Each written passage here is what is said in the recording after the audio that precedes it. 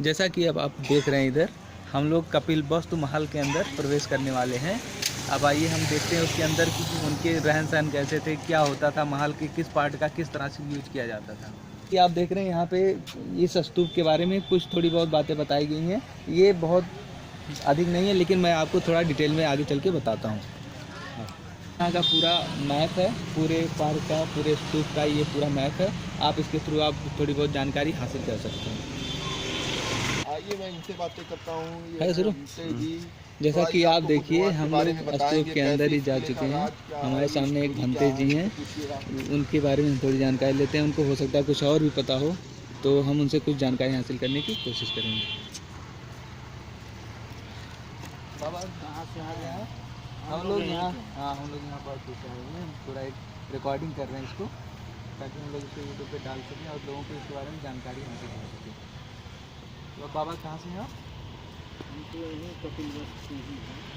तो क्या आप हमें थोड़ी बहुत कुछ जानकारी बता सकते हैं कि इसके बारे में? हमें ज़्यादा डिटेल में नहीं पता है, हालांकि बहुत कुछ पता है, लेकिन आपके माध्यम से थोड़ा बहुत पता चलेगा तो हमारे दर्शकों को थोड़ा अच्छा रहेगा। जैसे भगवान बुद्ध का अस्थि कलश का स्तूप है। भगवान बुद्ध का कुशीनगर में जब महापरिनिर्वाण हो गया था, यानी मर गए थे, तो उनके शरीर को कुशीनगर में ही जलाया गया। कुशीनगर जी, 7वें दिन जलाया गया था। जिस दिन मरे थे उसके 7वें दिन जलाए गए।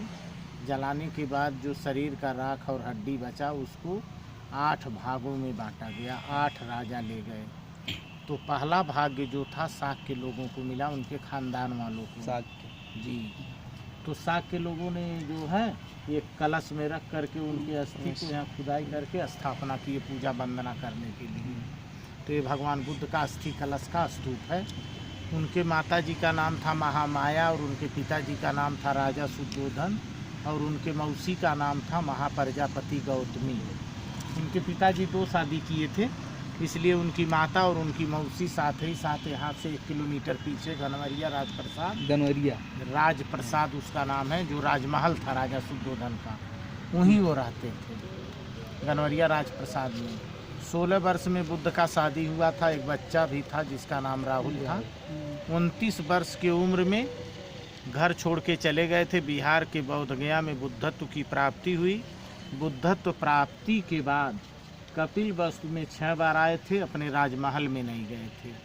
तो 6 बार जब आए तो इसी जगह, क्योंकि वो अपना पूरा राजमहल सब कुछ राजशाही सब कुछ त्याग चुके थे, इसलिए वो उसमें प्रवेश नहीं करना चाहते। नहीं, तो ये जंगल था। इसी जंगल में जो सामने दिखाई दे रहा है ये खंडहर, यहाँ एक बरगद का पेड़ था। उसी पेड़ के नीचे रात को विश्राम करते थे और सुबह जा कर के गाँव में उपदेश करते थे।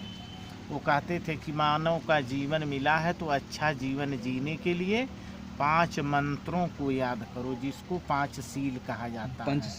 पंचशील जिसे कहा जाता है कि पाणात पाता बेरमणि शिक्षा पदं समादयामि, अदिन्ना दाना बेरमणि शिक्षा पदं समादयामि, कामेषु मिच्छाचारा बेरमणि शिक्षा पदं समादयामि, मूसावादा बेरमणि शिक्षा पदं समादयामि, सुरा मेरे मज्ज पमाद ठाना बेरमणि शिक्षा पदं समादयामि।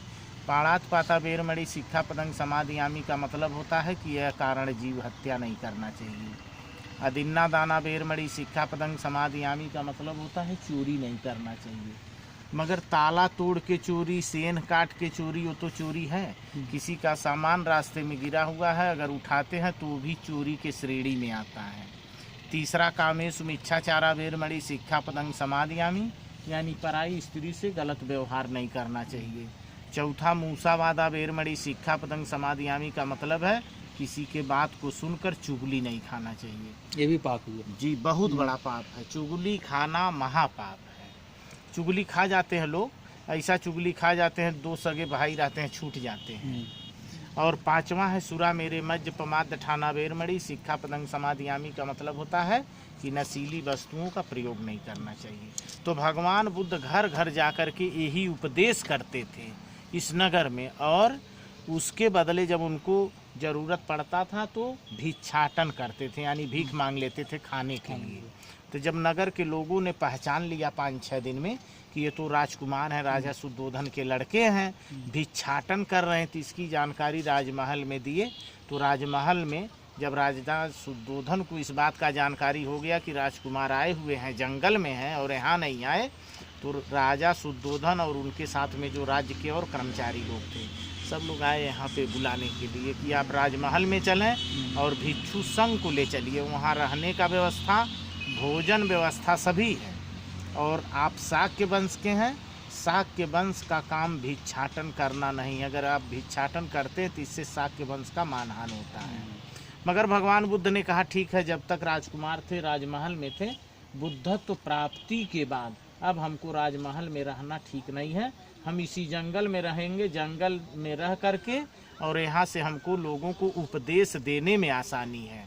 दूसरी चीज़ ये है कि जो हमसे पहले और भी बुद्ध हुए थे, वो लोग भी अपने घर में या कुटी में या राजमहल में नहीं गए थे, तो वैसा उसी परंपरा के अनुसार हम भी अब राजमहल में नहीं जाएंगे।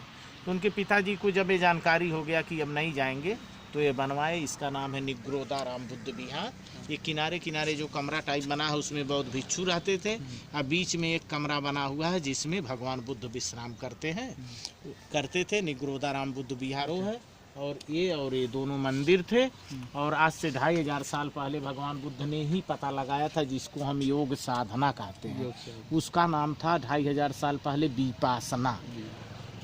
वो ध्यान भावना केंद्र है जो बगल में है, दक्षिण तरफ यही खंडहर जो दिखाई दे रहा है उधर, ठीक है।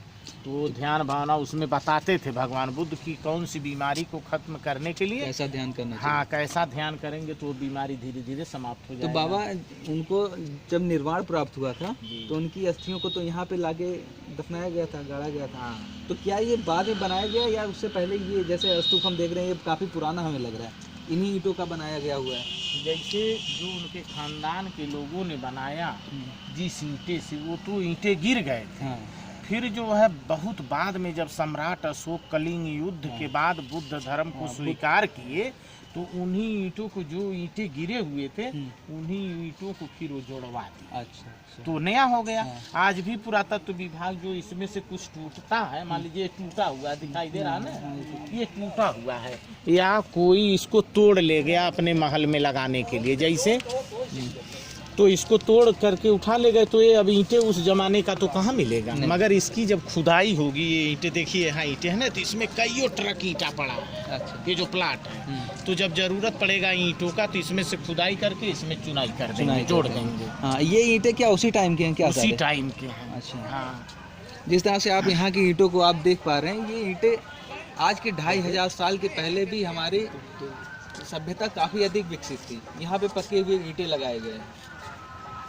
बाबा, क्या आप हमें बताएंगे ये कि जैसे हम लोग, कुछ लोगों को ये कन्फ्यूजन होता है, संदेह होता है कि किताबों में बताया जाता है, किसी किताब में गलत, किसी किताब में सही होता है, कि बुद्ध भगवान का जन्म कपिलवस्तु या लुम्बिनी में किस जगह हुआ था? लुम्बिनी में। लुम्बिनी में, जो कि इस समय नेपाल में। जी, पहले नेपाल देश जो है, नेपाल नाम का कोई देश नहीं था, सब जम्बू द्वीप के अंतर्गत आते थे। तो वो जम्बू द्वीप में ही था, मगर वो नेपाल में है तो नेपाल ही माना जाएगा आज के डेट में, जो कि यहाँ से लगभग 33 किलोमीटर दूर है। भगवान बुद्ध वहाँ पे उनका महल था कि महल यहीं नहीं, महल तो यहीं पे था, यहीं था। उनके नाना का घर था नेपाल में, जो इस समय नवलपरासी जिला है, देवदह। तो जब वो बच्चा पैदा होने वाला था, महामाया को बुद्ध पैदा होने वाले थे, उससे कुछ समय पहले महामाया अपने पिताजी के घर जा रही थी, तो रास्ता इसे सीधे ही था देवदह का, नवलपरासी का जाने के लिए। तब ये 12-14 किलोमीटर में आता था रास्ता, सीधा। हाँ, सीधा रास्ता जी। तो ऐसे ही जब यहाँ से डोली में बैठा करके लोग ले जाने लगे, तो लुम्बिनी वन में जैसे पहुँची हैं, तो उनको विश्राम करने का ज़रूरत पड़ गया। डोली रोकवा दी और वहाँ पे अपना कुछ देर रहीं, संयोग से वहीं पे पैदा हो गए, तो वो जन्म स्थान है, लुम्बिनी वन उसका नाम है। पहले बहुत बड़ा विशाल जंगल था जी। और वो नवलपरासी जा रही थी अपने पिताजी के घर। बुद्ध के नाना का नाम था अंजन और उनके नानी का नाम था सुलक्षणा। अच्छा, जब वो कितने साल के? 14 साल के थे जब वो अपना राजमहल छोड़ के चले आए थे। 29 साल के।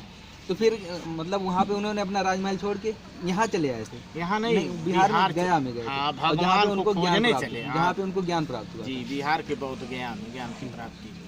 ठीक है बाबा, बहुत बहुत धन्यवाद आपको। आइए, जैसा कि बाबा ने बताया है कि अब हम वहाँ के जगहों के बारे में थोड़ा विशेष से अच्छी तरह से आपको हम बताएंगे। अरे यार इतना नॉलेज तो बताएं यार यहाँ पे।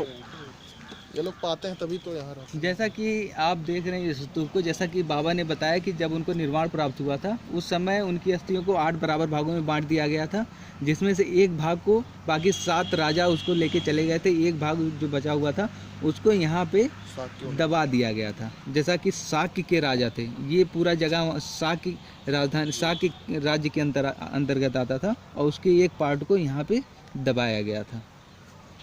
जैसा कि आप यहाँ पे देख रहे हैं हमारे बौद्ध भिक्षु कई देशों से, सबसे अधिक जैसे कि आप मान सकते हैं श्रीलंका से हुआ, म्यांमार से हुआ, इंडिया में भी बहुत अधिक बौद्ध भिक्षु हैं, हमारे नेपाल में, क्योंकि नेपाल उनकी जन्मस्थली मानी जाती है। हमारे बौद्ध भिक्षु बराबर यहाँ पे आके अपनी श्रद्धा के लिए उनकी अस्थियों की पूजा अर्चना बराबर करते रहते हैं। जैसा कि अभी हमारे बाबा से बात हुई है।